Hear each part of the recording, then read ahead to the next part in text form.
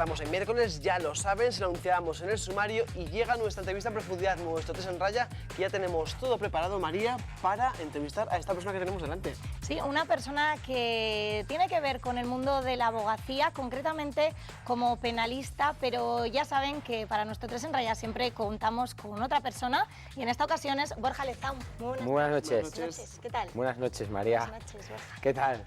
Que os gustó como lo hice la semana pasada y me habéis vuelto a llamar, ¿no? Claro, es por Pues eso. sí. Nos encanta tenerte aquí, Borja, que no lo Y sabes. eso Realmente- que Juanjo me dijo que dejase el currículum ahí en el Ya, montón, es ¿eh? que realmente no tenemos Fíjate, a nadie más. Ni lo he echado y ya me habéis vuelto a llamar, joder, qué gusto de Que no, compañeros. que nos encanta Es que te vengas. echamos de menos los jueves y ya Yo queremos también, verte ya. todos los días. Bueno, igual Pronto vuelvo volverá, algún pronto jueves volverá. de estos, igual se me ocurre volver, ¿no? Por ejemplo, ¿no? Bueno, Sí. dejamos de hablar de nosotros y hablamos de nuestro invitado. Por ejemplo, ¿qué os Pues parece? vamos a ir a ello. Es que nuestro invitado nació en Pamplona el 2 de octubre de 1940. Desde muy joven le dio por esto de la abogacía, carrera que estudiaría años más tarde en la Universidad de Navarra. Desde 1964 es letrado del Ilustre Colegio de Abogados de Pamplona. Ha sido profesor de diferentes escuelas y durante 2 años su vida estuvo vinculado a la política como senador autonómico. Actualmente es profesor asociado de la Facultad de Derecho de la Universidad de Navarra y de la Escuela de Práctica Jurídica Estanislao de Aranzadi de la Universidad Pública de Navarra.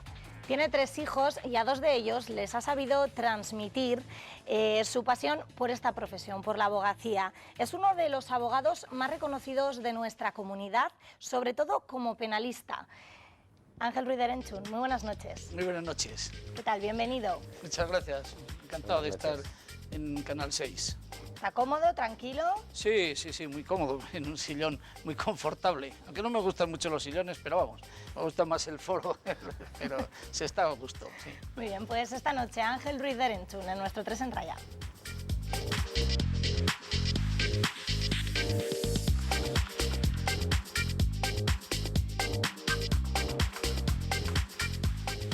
Ángel, por la profesión que usted ha elegido, su nombre muchas veces ha estado vinculado quizás a la polémica en algunas ocasiones, y es que con esta profesión no es fácil contentar a todo el mundo.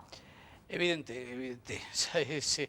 Yo he defendido de todo tipo de ideologías, personas de toda clase, condición, etc. Y he llegado en un momento, en el año 76, en la cárcel de hombre y defendía a los fascistas de Montejurra, y en la cárcel de mujeres defendía a la directora de Egin. O sea que más contraposición no puede haber. Y he defendido de todos los partidos políticos, de toda clase, contrabandistas, traficantes de drogas, en fin, todo, de todo, hasta pena de muerte. Y claro, a veces he tenido que salir, me han agarrado, me han insultado, he tenido que salir protegido, porque claro, en definitiva, sobre todo cuando defiendes los crímenes, pues eres el malo de la película. Parece que tú te estás identificando con él y que eres el asesino, poco menos, te ven en tu imagen. Y la gente, pues lo mismo pasa en las violaciones. Cuando defiendes al violador, yo he tenido muchas veces que defender a gente que no quería defender absolutamente a nadie. En temas, por ejemplo, también una vez defendía a un policía nacional que había sacado a punta de pistola al fiscal después de un juicio, y claro, pues aquel policía nacional no quería defender a nadie, pues lo defiendes yo, claro. Y entonces todo por la asociación de fiscales estaba contra mí. Siempre es muy difícil. Lo que pasa es que hay que ponerse, claro, en la piel del defendido, porque muchas veces todo el mundo está contra el violador. Sin embargo, es curioso cómo su madre, sus hermanas, etcétera, lo apoyan y le defienden. Y lo mismo pasa, yo recuerdo una vez que un director de banco había mandado a su hijo desde Plasencia a estudiar a Pamplona, a la universidad de aquí, y el total, que el pobre chico se metió en la droga y atracó un banco. Y el padre me lloraba y decía, yo que decía que a los que atracan un banco hay que ponerles pena de muerte, y ahora se encontraba que el hijo estaba, pues claro, entonces defiéndalo usted. Hay que ponerse en las dos vertientes, y claro, como todo ciudadano tiene derecho a defensa, pues hay que defenderle lo mejor que se pueda, pues para que se haga la sentencia más justa posible. Bueno, Ángel, ¿cree usted que en la calle se ve bien el papel de un abogado? Si le parece, vamos a ver la opinión que tiene en la calle de usted y ahora me contesta a esta pregunta. Vamos a verla. ¿Conoce usted a Ángel Ruiz de Arenchun? Arenchun sí es un cantante, ¿no? Bueno, hay dos. Yo el nombre no sé, pero hay uno que es cirujano plástico y hay otro que es abogado y su hijo también abogado. Sí, es un abogado, ¿no? Sí. ¿Qué le parece o sabe algo más de él? Pues Yo, para mí, la justicia aquí en este país, nada. No, pero que si es de aquí del problema Pamplona, ni idea. Sí me suena, el médico del abogado. Un hombre importante, que es abogado y que es un hombre en Navarra que ha hecho cosas muy importantes y muy interesantes. Un hombre muy inteligente. Hombre, pues ese amigo lo conozco de toda mi vida y es amigo, aunque pues yo pienso que no son infalibles y que no siempre tienen la verdad, que no sé, pues por ejemplo, pues en el último yo pienso el juicio que ha habido por Nagore, pues ahí yo creo que han estado un poco justos. Sí, yo sé que está en la justicia, pero bueno, es todo lo que sé y además no quiero entrar en harina. No. Parece que es Kukusumusu, creo. Tiene fama el señor ese, pero no sé, no lo usa ni quiera Dios que lo tenga que usar. Pues ya ve Ángel que hay opiniones para todos gustos, hay gente que no le conoce, que le confunde con Kukusumusu, no tiene nada que ver. Bueno, es que con Kukusumusu tengo muy buena relación, o sea que por eso puede ser. Pero también con mis sobrinos, tengo 3 sobrinos médicos y por eso, claro, como asisten a muchos pacientes, a lo mejor se confunde. Y luego sí, el hijo y la hija, que son los 2 abogados y están conmigo en el despacho. Pero bueno, eso es lo lógico, para unos eres un fenómeno y para otros eres lo peor del mundo. Yo recuerdo que en mi papel hablando en términos de bolsa, pues en la cárcel me tocó defender una vez en el turno de oficio a uno que había robado un coche y el coche resultó que era del arzobispo y un preso veterano le dijo, pero buena la has hecho, te van a caer un paquete porque tú no sabes que el coche del obispo es un auto sacramental. Y claro, pues cuando le pusieron un mes y un día, dijo, ¡jo! Pues tienes un abogado extraordinario, porque habiendo robado un auto sacramental, pues, y claro, pues eso parecía y era una cosa normal y corriente, pero hasta que uno diga, para unos eres muy bueno, eso es como según va la feria, o como los toreros, pues para unos están muy bien, unos salen a día en aplausos y otros con pitos. Ángel, ¿qué es lo que le llevó a estudiar Derecho? Bueno, yo tenía una auténtica vocación, no sé por qué, pero lo tenía que ya de estudiante iba a ver juicios y tenía muy claro, opté por letras, en cuarto de bachiller se hacía ciencias o letras, yo pasé a letras y ya en la carrera que estudiamos entonces era el Estudio General de Navarra, estudiamos en la Cámara de Contos y en cuanto podía, porque allí había solo 2 aulas y quedaban las aulas de 10 a 12, solía estar, nos dejaban libre y teníamos que volver a clase a la 1 y me escapaba a todo correr de Contos por la calle de San Francisco a correr a la audiencia a ver juicios y tenía una gran afición y vi muchísimos juicios antes de empezar y por eso enseguida me colegié y durante 2 años fui el abogado más joven de Pamplona. Ángel estudió y se licenció en la Universidad de Navarra en 1963 sí. Y sin duda es uno de los mejores penalistas que hay. Bueno, eso no se puede decir. Pero sí que nos han dicho que usted suspendió la asignatura de Derecho Penal. Sí. ¿Qué pasó con esa autovía y no autoría que entendió en el examen? Pues sí, entonces nosotros, era el Estudio General de Navarra, íbamos a Zaragoza y nos examinaba el profesor Guallar de Derecho Penal y examinaba por oral. Y entonces, aquí nosotros siempre se denominaba autor cómplice y encubridor. Pero allí él denominaba autoría y yo no había, y claro, entre los nervios, además se hizo el examen larguísimo, al ser yo de la R era la 1 de la mañana y dice, autoría, y yo entendí autovía, y la autovía era el tren que iba de Pamplona a Madrid y empecé a hablar pues de los delitos de los ferrocarriles, de tal y cual, y me echó fuera y suspendí por eso, entendí mal lo de autovía, que la autovía, así como ahora es el Albia, pues entonces al tren que iba a Madrid se llamaba la autovía y por eso no entendí yo lo de autoría y hablé de los delitos de los ferrocarriles y por eso fue el primer suspenso de la carrera. Decidió usted dedicarse a la abogacía, pero también se dedicó a la política como senador autonómico de la Comunidad Foral. Bueno, ¿cómo recuerda usted esos años de senador? Bueno, eso fue una cosa circunstancial, porque no se ponían de acuerdo los líderes políticos en nombrar al Senado autonómico, ¿no? Y alguien, como entre los líderes políticos pues hay muchos abogados, y yo entonces era el decano del Colegio de Abogados, alguien dijo, oye, ¿y ya por qué no salimos de esto y nombramos al decano? Y bueno, pues entonces me pusieron, y yo fui como senador independiente, independiente por Navarra, y bueno, hasta tal punto que cuando llegué a presentar mis credenciales que me dio el presidente del Parlamento, pues me decían, ¿usted de qué partido? Yo de ninguno, y me dice un madrileño, pues no puede ser, porque esto es una cámara política y aquí hay que ser de un partido político. Le digo, pues no soy de ningún partido político, pero aquí está mi credencial, que soy senador autonómico. Y fui independiente, y bueno, la experiencia fue muy buena. Yo trabajé mucho, además como estaba en el grupo mixto y al ser independiente, pues podía intervenir cuantas veces quisiera. Intervine muchísimo en las dos legislaturas que estuve, fue francamente interesante. Ahora, había momentos en que yo le iba a decir que al Senado no podían entrar los menores de 35 años, porque aquellas cámaras de esos vacíos, esa forma, unos dormidos, otros no sé qué, porque estaban solo a apretar el botón, pues eso realmente para el que vaya a ver a los padres de la patria haciendo una labor legislativa, pues, pero es solo ver también que todavía están las cámaras muy desiertas. ¿Y qué es más difícil, enfrentarse a la sala de un juzgado o a los políticos? Bueno, lo que pasa es que es más difícil, los políticos, yo me llevé una gran decepción en algunos momentos. Por ejemplo, había una reforma de la ley de propiedad occidental sobre el cobro de morosos, y yo hice una enmienda y me la rechazaron, me rechazó un senador y dice, es que aquí el senador Ruiz de Enchun viene a esta Cámara con criterios jurídicos y se olvida que esto es una Cámara política. Y yo no entendía nada, porque ¿qué tendrá que ver la política con los morosos de una comunidad de propietarios? Que puede haber morosos de todas las ideologías políticas. Pero me dijeron que como yo era independiente y no me iban a admitir ninguna enmienda si no la hacía consensuada. Y entonces me dieron un consejo, pues pasa tú tus ideas, las pasas a todos los grupos y los grupos te las aprobarán, y así funcioné. O sea que es un poco, pues, en ese aspecto que bueno, pues que votaban a uno que no. Por ejemplo, yo tenía a mi derecha en el escaño un senador comunista de Granada, y en una enmienda decía, de la Ley de Fuerza de Seguridad, decía, la Administración promoverá de los medios necesarios. Y este comunista dijo, no es promoverá, es proveerá. Y yo le voté a favor. Y fui el único que le voté a favor, porque habían de acuerdo que al comunista aquel no le votaban ni una enmienda nadie.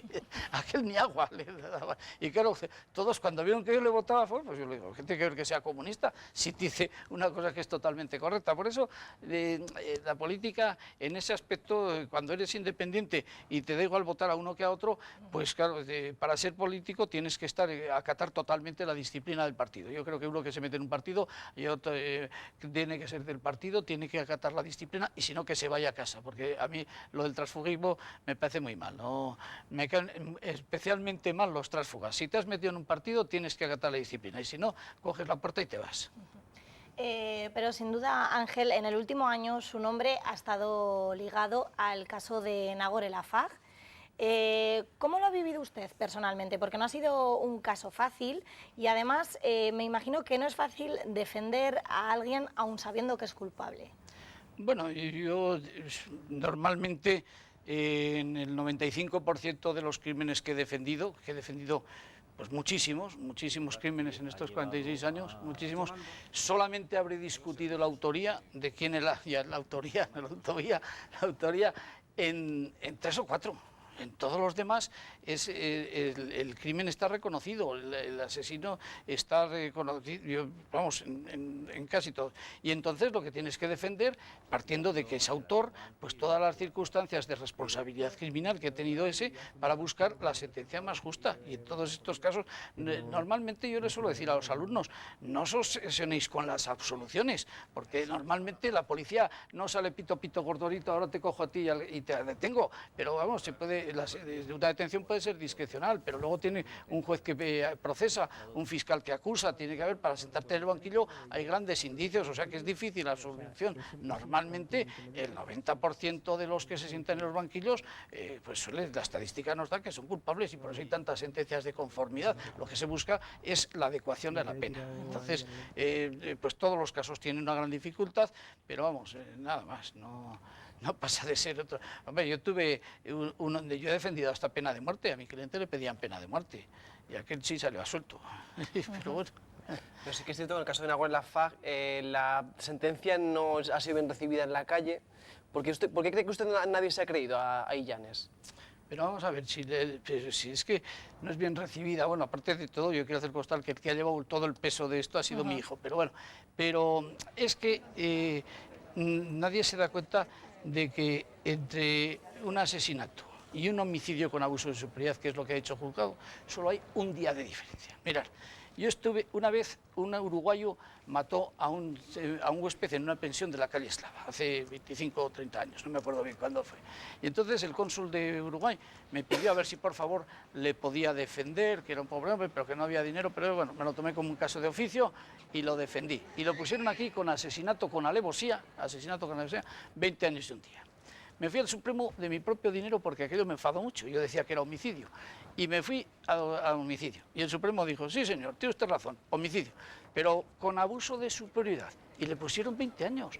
Entonces, entre el asesinato con alevosía y el homicidio con abuso de superioridad, un día de diferencia. Entonces, se le ha dado toda una vuelta a una cosa que es meramente técnica, que vamos, yo creo que se han sacado las cosas de quicio, porque os digo, este asunto que os cuento yo de hace 35 años, de 20 años y un día aquí por asesinato con alevosía, a 20 años estrictos en el Supremo, homicidio con abuso de superioridad. Aquí, ¿qué ha pasado? Pues había una duda de si es asesinato con alevosía, homicidio con abuso de superioridad, que es lo que el jurado determinó, y cuando hay una duda, cuando alguien plantea una duda y una alternativa, y las acusaciones la planteaban, la familia de Nagore, el abogado de Irún y el abogado de las Juntas Generales, en sus conclusiones, y ahí está la sentencia, ponían que o era asesinato o alternativamente, y entonces el jurado, por imperativo legal, porque en la ley del jurado está puesto, tiene que optar por la acción más favorable al reo. ¿Puede que haya sido uno de los casos más difíciles o recuerda otros más? No, complicados. es más mediático, pero difícil es, pues es mucho más difícil defender a uno que le piden pena de muerte. Y hay otros tantos mucho más difíciles. Este era solo unas circunstancias, porque si ya está la autoría reconocida, pues no hay más que ver qué circunstancias modificativas tiene, no es más. Es muy difícil porque todas las circunstancias y hay que hacer un trabajo extraordinario. Y mi hijo lo ha hecho francamente bien. Claro, no está bien que sea yo el que lo diga, ¿verdad? Pero bueno, pero lo han reconocido otros públicamente y por lo tanto no tengo más que estar muy orgulloso del trabajo que ha realizado. Pero vamos, siempre, toda defensa es difícil. A lo mejor es más difícil un caso, yo tuve, no sé si tenemos tiempo, pero tuve un caso que no era penal, pero era civil, en un concurso de paellas, pues de que organiza el Rochapeano, se llevó ganó un cocinero de un restaurante y entonces llevó la copa al restaurante. Allí se enfadó luego y se llevó la copa a casa. Entonces la dueña lo denunció por hurto y lo denunció y lo despidió. Y entonces tuvimos un juicio en lo penal por el hurto, un juicio en lo laboral por el despido y un juicio luego civil para ver de quién era la copa, si era la copa del restaurante o era por total, que por un trofeo, una cosa complejísima y dificilísima. A veces hay cosas que son muy difíciles de defender y en temas que aparentemente muy sencillos, y otros que son de gravedad y son más fáciles. Este realmente ha sido muy difícil por todo el tema que ha habido, que ha sido tremendo. Aunque sí que es verdad que su primer caso fue en relación a unas precintas de chorizo, que este sí que le trajo un poco más de cabeza. Bueno, eso fue, sí, la primera consulta. ¿Cómo sabéis? Pues estaba yo de pasante del señor Rousseau, en la calle de Chapitela, y apareció un señor que le habían puesto una multa por unas precintas de chorizo. Joder, esto en la carrera y de precintas de chorizo. Sabes que el chorizo se come en bocadillo, que es muy bueno, pero yo de las precintas, y efectivamente le dije, pues vuelva usted mañana. Me estuve estudiando, fui a la Aranzadi, miré todo charcutería, y ya pude resolverle la consulta, pero sí, me quedó, pero defender ese fue ya más de tipo consulta, pero el primer caso que defendí fue de uno que conducía sin carnet una Vespa, o sea que conducción sin carnet, que luego dejó de ser delito y ahora ha vuelto a ser delito. Está usted siempre en primera línea de fuego, con casos a veces difíciles, no bien vistos. ¿Ha recibido usted alguna vez alguna amenaza? Sí. Precisamente cuando estaba defendiendo a Mirenchu Porroy me mandaron una amenaza diciendo que me iban a matar y a Mirenchu también. Pero a Mirenchu, a mí no me hicieron nada, pero a Mirenchu le pusieron una bomba y le volaron la redacción, sí. Sí, y luego amenazas al salir de juicios y te voy a matar y cartas amenazantes. En este caso también a mi hijo ha recibido amenazas y cartas y todo esto, pero sí, muchas veces me han amenazado y he tenido que salir protegido por la fuerza pública. Bueno, Ángel, vamos a hacer la siguiente pregunta, pero no la vamos a formular ninguno de nosotros tres que estamos aquí sentados, sino el anterior invitado que se sentó en ese mismo sillón que está usted ahora. Mira, si le parece, miramos la pregunta, nos fijamos y nos contesta. Hay quien dice que la felicidad depende de la actitud con la que uno se enfrenta a las cosas, y hay quien dice también que la felicidad depende de las condiciones sociales en las que uno se encuentre. ¿De qué crees que depende la felicidad? Bueno, pues ahí estaba Mayorga Ramírez haciéndonos estas preguntas filosóficas que tanto le gustan.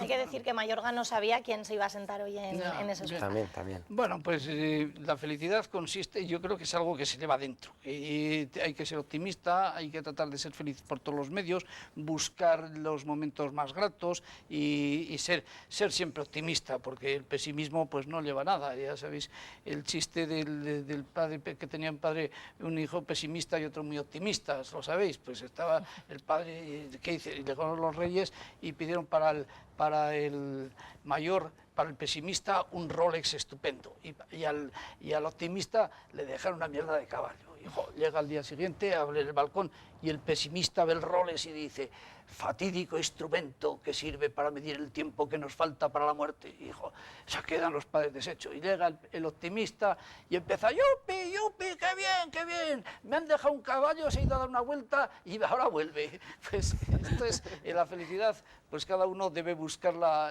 tratar de encontrarla. Yo creo que haciendo, además, pues teniendo sencillez y procurando ayudar al prójimo y ayudar a los tuyos, y siendo, pues se puede ser feliz, evidentemente. Claro, luego hay circunstancias adversas que te llevan a la infelicidad, porque ya si empezamos pues con las enfermedades, etcétera, por mucho que quieras, pues no puedes, eres infeliz. Pero vamos, y por eso aquello de la salud es lo que más importante. Teniendo salud, pues yo creo que todo lo demás se va dando por añadidura.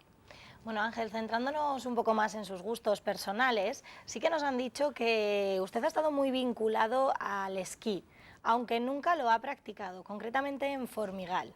Cuénteme, ¿cómo es eso? Que sabe mucho de esquí, pero nunca lo ha practicado. ¿No ha tenido el gusanillo? Bueno, sí, y fui presidente de la Asociación de Consumidores de Formigal, sí.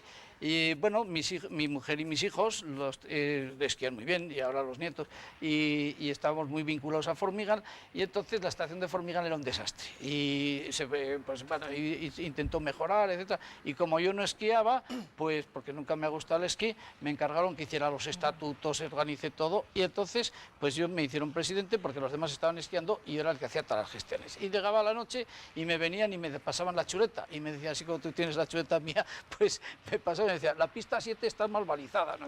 Y yo me estudié, como tenía tiempo de estudiar, todos los reglamentos de telesquí de Aragón y todo esto, y entonces pues les gané un pleito a Formigal S.A. y les hice tal, y teníamos un enfrentamiento terrible con el gerente.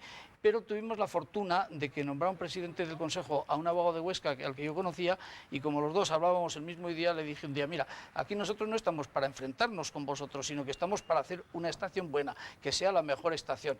Y desde entonces él lo captó, cambió todo totalmente, y a Dios gracias, pues ahora la estación de Formigal, gracias a aquella labor que hicimos los pioneros de la Asociación de Consumidores, pues ya la sacamos adelante, y ahora la Asociación de Consumidores está inoperante, porque ya no hay que andar exigiendo y reivindicando que balicen, que hagan y que no hagan. Ahora está fenomenal. Pero yo, además, claro, fue una cosa muy curiosa, que cuando vino la reina en visita oficial, yo era senador y estuve charlando con la reina, y me preguntaba a los periodistas: ¿de qué has hablado con la reina? Y dije: de esquí. Y claro, mis hijas me decían: pero papá, ¿qué cara tienes? ¿Cómo hablas tú de esquí? Bueno, pues le dije que era un año que en Baqueira no había estado la reina en Baqueira y no había nieve, y sin embargo en Formigal había habido mucha nieve. Por eso, pero vamos, esquí no me he puesto en mi vida. O sea que esa es la anécdota del esquí. Pero también ha sido entrenador de baloncesto, ha estado ligado al mundo Pelochale, siendo abogado de la empresa Esculari. Sí, de entrenador de baloncesto, bueno, yo empecé en el baloncesto arbitrando. Fui árbitro de primera división y también salí entre los guardias del Labrit. En el Labrit entonces se abarrotaba el Labrit y había tal humera, entonces no había la ley antitabaco, que no se veía de canasta a canasta, prácticamente del humo de los farias.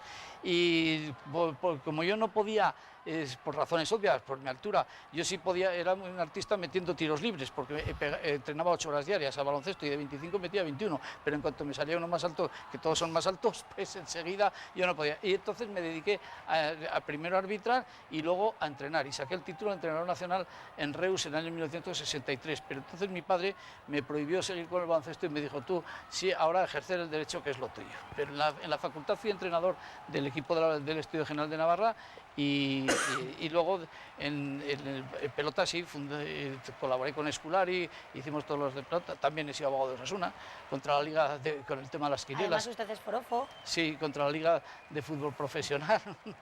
Ahí cuando, gracias a eso, sacó Osasuna a la tribuna del Estadio de Sadar, la ampliación, porque a Osasuna le negaban el pan y la sal. Y ya Ezcurra dijo que había que poner un pleito, se les puso el pleito y se arregló la situación de injusticia que había contra Osasuna. Ángel, ya para terminar, el próximo 2 de marzo podría celebrarse la vista oral en la que se presentarán los recursos de apelación a la condena de 12 años y medio de José Diego Illanes. No sé ustedes cómo van a afrontar esta vista oral. Bueno, eso lo va a llevar todo Eduardo, es el que se va a encargar y es, bueno, es una vista, es muy técnica, la vista ni siquiera acude el procesado, o sea que es todo, no hay ni testigos ni nada para que la opinión pública sepa. Entonces empezarán los recurrentes serán las acusaciones primero, después hablará Eduardo, después el fiscal, y que el fiscal no recurre, el fiscal hablará en el sentido, lógicamente pensando, en el sentido de que se mantenga la sentencia y luego ya la sala se retirará a deliberar y dentro de 15 días o un mes pues habrá sentencia. Vale, muy bien, pues muchísimas gracias por haber estado con nosotros, esperamos que haya pasado un rato agradable. Yo sí, yo encantado, y espero que los espectadores también, que no les, a estas horas de la noche que no se hayan dormido y que hayan apagado, que no les hayamos dormido, esperamos que se hayan entretenido. Lo hemos pasado bien, además con sus chistes nos ha entretenido. Es decir, una cosa también, una visión que igual la gente en casa no sabe de un abogado que le ve tan serio, sus chistes también, es hacer verle más humano. Bueno, porque pero yo en las clases muchas veces explico la asignatura con chistes y anécdotas, porque se graba mucho más, se acuerda, es más fácil luego. Sí, pues bueno. Se agradece, Ángel, muchísimas gracias. De nada. Y gracias, Borja, a ti también por haber estado esta noche con nosotros. Gracias a vosotros, hasta la próxima. ¿Qué tal? ¿Te ha gustado esta entrevista? Sí, además, que además tú siempre has seguido estos casos muy de cerca, claro, ¿te gusta? Por el trabajo que tengo. Claro. Y ahora más de uno en casa hoy ya sabrá que Ángel Ruiz de Arenchun no es ni el cantante ni el de Kukusumusu. No. Así que bueno. Pues nada, hasta la próxima. No dejo currículum, ¿no, Juanjo? No. Ya te hemos aceptado como barco. Bueno, pues nada, buenas noches, gracias y ya nos veremos otra vez. Aquí seguiremos. Nos vamos un momentito a publicidad, María y yo, a Borja ya le despedimos y volvemos con más Objetivo Navarra. Hasta ahora.